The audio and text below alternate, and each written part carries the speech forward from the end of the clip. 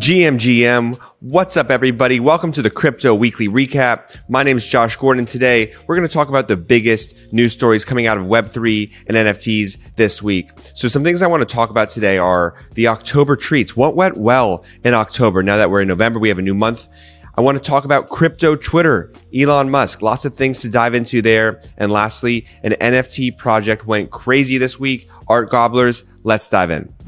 With story number one, let's talk about the good things that happened in Web3 and NFTs in October. The first being Reddit. We talked about Reddit on some of the previous Crypto Weekly recaps, but I want to highlight it again. Reddit digital avatars had $9 million in sales volume and reached a market cap of $100 million at one point.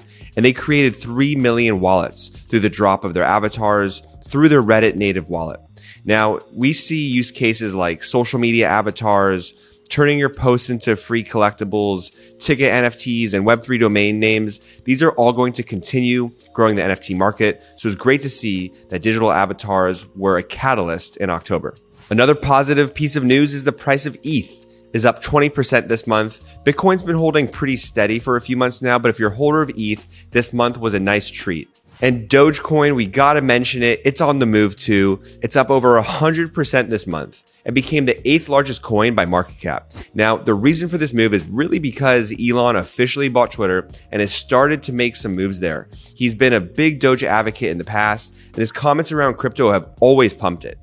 All right, with story number two, we got to talk about crypto, Twitter. Elon Musk is in the house. We all know Elon bought Twitter, and he's often at the center of a lot of crypto conversations. But why is this change in company leadership so impactful to Web3? I want to talk about that now. So Binance is an equity partner in Twitter, and they invested $500 million into Elon's purchase of the company. So according to the head of strategy from Binance, and Binance is the world's largest crypto exchange by volume, they said that this is a big opportunity for Web3 R&D to experiment with getting crypto to the forefront of social and reputation, NFT authenticated identity, microtransactions and payments, spam bot prevention. These are all ways that crypto, NFTs could improve Twitter, and they're thinking about how they can help and be a partner here. So let's dive into NFT authenticated identity for a second. So people are just starting to learn, what digital identity is. But this week, Elon said that to be verified on Twitter, it's going to cost $8.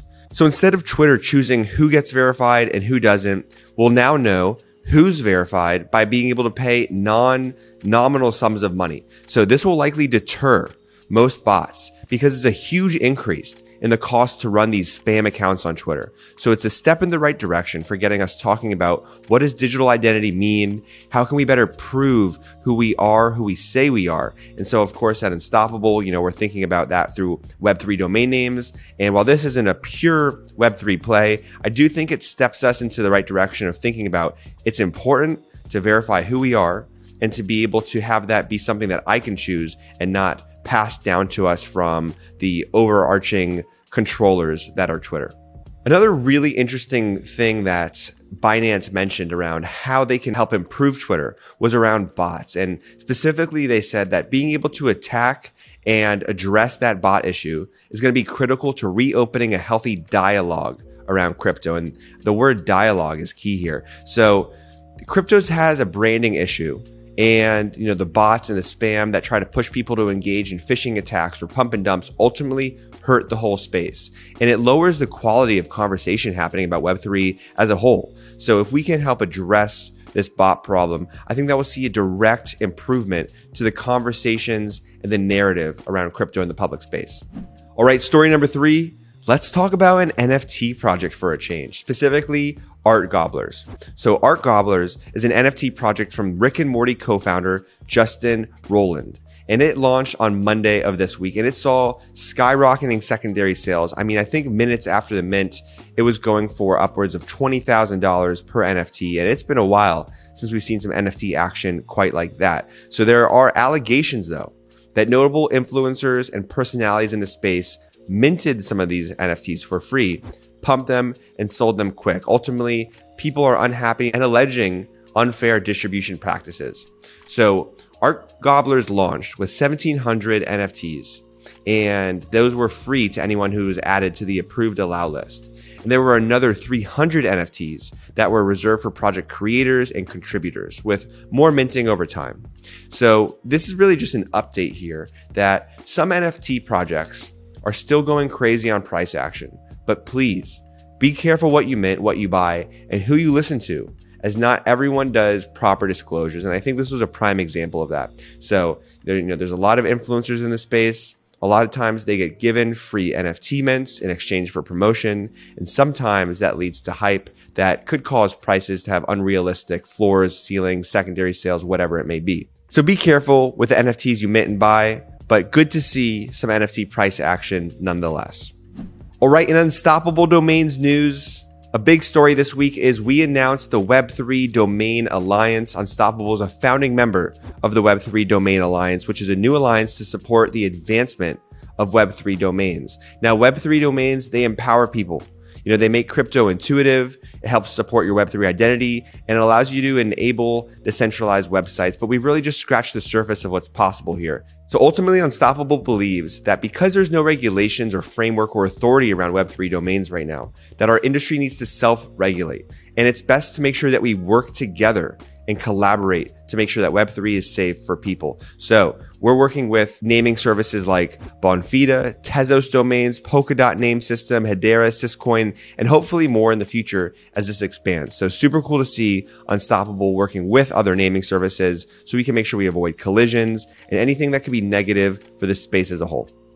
Unstoppable is also stoked to announce the launch of the new .Klever Web3 domain extension along with the Klever wallet. So we're creating a more accessible Web3 by bringing in all of Klever's 3.5 million wallet owners at zero cost to get their own Web3 domain name. All you have to do is go to the Klever wallet, claim your .Klever domain just by signing into the app. So I love seeing free NFTs. It makes this accessible to people wanting to get into the space, and it keeps your crypto safer by using a human readable name instead of your hex wallet address.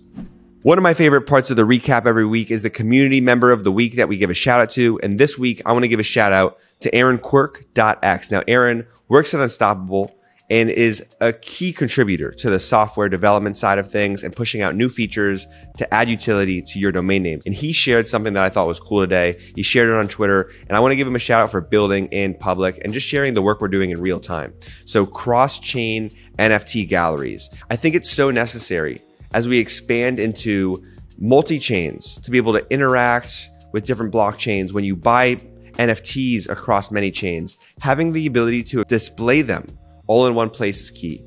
And it's very cool that you can also verify your address so people know that the gallery is truly owned by you. Verification of identity is a big theme across Web3 right now. And I thought Aaron's demo was awesome. So check it out. And if you want early access to some of these features, hit him up in the DMs and he can enable that for you.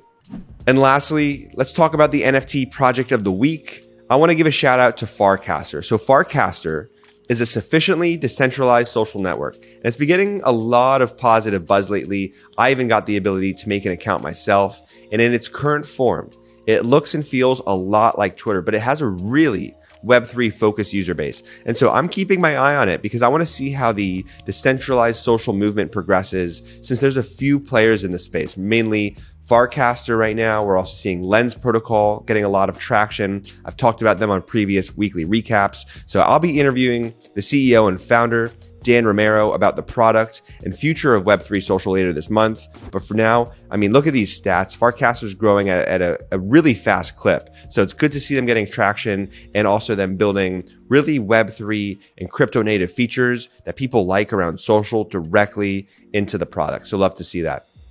All right, that's it for the week. I hope you enjoyed the Crypto Weekly Recap. I'm talking about all the things that I found cool and interesting in this space across NFTs, Web3, tech, policy, mints, whatever it may be. So hit me up. Let me know. What else do you want to see? What do you want to hear more about? I'd love to hear what you found interesting. So I'll see you on Twitter and on YouTube. And with that, I'll catch you next week. Peace out.